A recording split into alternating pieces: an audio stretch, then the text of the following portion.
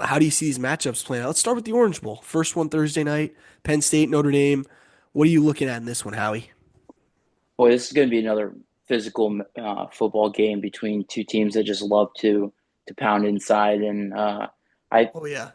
I, it's going to be a good old fashioned football game. It's not going to, Yes. there's going to be a lot of between the tackles, running, Ground and a pound, lot. baby. Oh, it's going to be there's going to be some collisions at the line. It's just going to be a lot of fun. We look at the total at 45 and a half. There's uh, not going to be a lot of points scored. It's going to be 24-21, kind of game.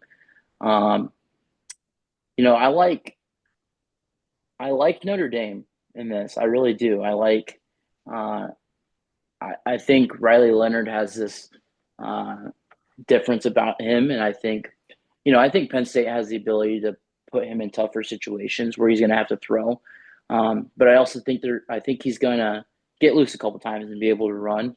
I like Notre Dame's defense, and I think Penn State's offense uh, is still a question mark to me because they haven't really Yeah. uh, had to will that team to victory. They've done some, that tight end Tyler Warren. Oh my That dude's gosh, he's a he's a dog. dog. He is an absolute dog. Um, but and if I'm Notre Dame, I'm taking him away. I don't know what Yep. the matchup is. Like that's a tough thing with tight ends. Yes. A linebacker is too slow. A safety is not big enough. Like And they exposed that with Boise. You gotta right, hope. I think you gotta hope Notre Dame's got at least a little more size or speed that could at least match up a little better, right? yeah, and I would think that I would think they do. Um, but I That guy's a beast, bro. he He is insane. Colts need a tight end, really, really bad, and I Hey, hope he Brock makes his way to Bowers, rookie Indianapolis. tight end, looks pretty good, huh? So I think Yeah, Tyler Warren's that next guy. I think he's a top pick next year, first tight end off yeah, the board for sure. But I look at Notre Dame and I think you're right. I think Jordan Faison had a great game. South Florida kid. Johnny played against him in high school, Howie. Uh, Guy's slippery. National champ on the lacrosse team as well. Two-sport athlete. Guy can move. Guy's slippery. I think his speed, much like we saw in the Big Ten championship game, Oregon's speed, like Penn State couldn't contain it. Penn State can out physical you, but I think now when you get to that next level with Penn State, what's always been the issue is the speed. And so I think Jordan Faison's a matchup I want to look at if they're going to be able to stop him or game plan on him or what they're going to do. Because Howie, I mean, I think you got to look at like if I'm a defensive coordinator and I'm sitting at home right now, I'm looking at what Ohio State did to Oregon last week, and I'm just like, bro, that is the play. I mean, at one point we were watching the game and Haley's like, it looks like there's like 50 guys out there on the field for Ohio State. There was no windows. There was nothing. They were bringing only three or four guys on pressure sometimes, still getting to the quarterback. He's looking out there and they've got like eight dudes on his zone with no space. And Oregon perhaps had the most speed in the country. What do you think? You think Notre Dame's offense can get loose on Penn State a little bit, or not really? yeah. I definitely think I. It's so hard because when first off we said this when Tom Allen left IU, I told you he's going to be a top defensive coordinator somewhere. Yeah. And And look at Kotelnicki's been great on the offensive side too. They got two of the best yeah, coordinators in the game. You're right. and like look at him now. Like this Penn State defense is flying around making plays, and scoring. I mean, they're not just making plays; they're scoring with pick sixes and fumble recoveries and everything.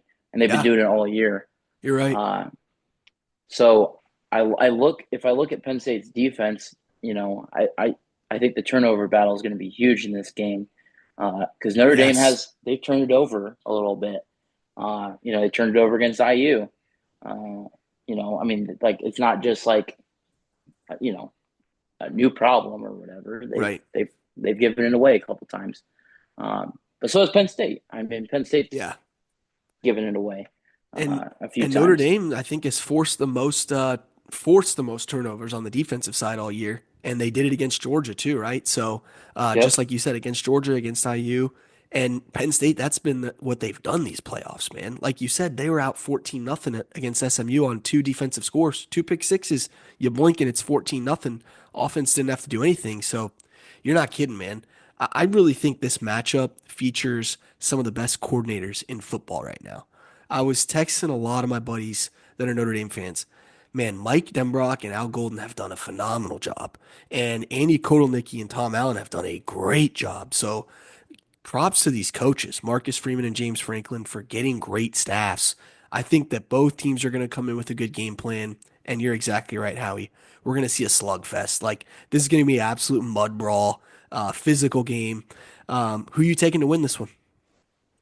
Yeah, like you said, I mean, both of these head coaches right now with their messaging their teams is I love it. I love listening to them talk to their teams about this playoff thing. I like James Franklin's, communication about, hey, we're just gonna play it's a 120 play season, and we're just riding on those 120 plays, and just we're all about that.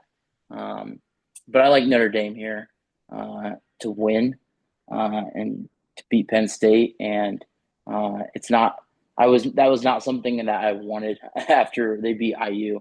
Kind of wanted Georgia to take it to them a little bit, but this Notre Dame team is for real, and they have studs all over the field. Yeah. Um, that running back is a stud. Yeah. Oh, They yeah. got studs Jeremiah on Love. defense. Yeah, Yep. I mean, and Riley Leonard is doing what he needs to do. Hard not Um, to root for the guy, man. Just seems like a yeah, happy-go-lucky kid. I'm with you. I'm taking Notre Dame in this one, but I think it's gonna be a really good game. And I'm based on just the way Ohio State's played. I think we're both probably taking them as well against Texas. What do you see in this matchup? yeah. This one is it's hard to bet against the Buckeyes right now, just with how they're playing. How do a team that seems to be clicking on all cylinders? And I think a transfer portal team like Ohio State. Um, do we start seeing this a little bit more? Where these programs that have an unlimited pit of money that bring in all these crazy recruits from the transfer portal. You know, we haven't really seen Ohio State fire on all cylinders like this. They haven't really put it all together yet this year. And then suddenly, after a loss to Michigan, here they are. That's a good Like point. so, I wonder if we're going to start seeing this with some other teams. Um, when things finally start to click Yeah. uh, here late. They do just enough to get themselves in, and then all of a sudden, the dogs show up in the college football playoff. But um, I think Arizona State exposed some things on this Texas team. Um, I think, I mean, Texas does have some dogs on defense that can hit and fly That around, and that front seven is legit. yeah, But absolutely. Scatterbo got his way eventually, man. So I Yeah, mean, I think Arizona State exposed some things. I think Ryan Day is going to exploit that. I think Chip Kelly is going to exploit that on offense.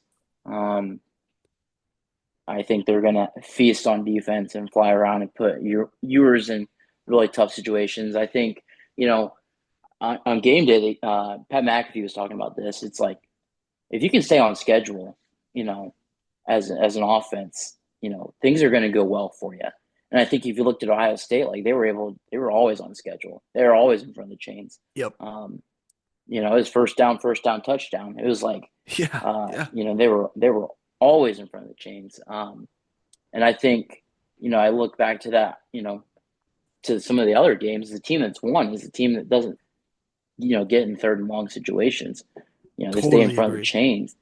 Uh, and I think Ohio State having the ability to get home with 3 and 4 right now is It's a difference huge. maker, man. Yeah.